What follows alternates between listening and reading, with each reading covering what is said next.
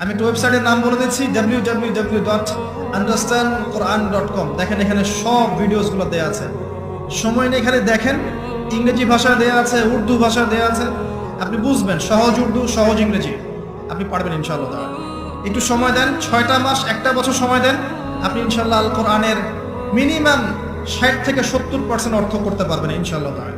বাকি যেগুলো পারবেন না সেগুলো একটু কঠিন, সেগুলো আপনাকে আরো উচ্চ লেভেলের বই পড়তে হবে, আলেম ওলামার কাছে গিয়ে পড়ে থাকতে হবে, গ্রামার শিখতে হবে, ব্যাকরণগুলো শিখতে হবে। আস্তে আস্তে আস্তে আপনি পারবেন ইনশাআল্লাহ।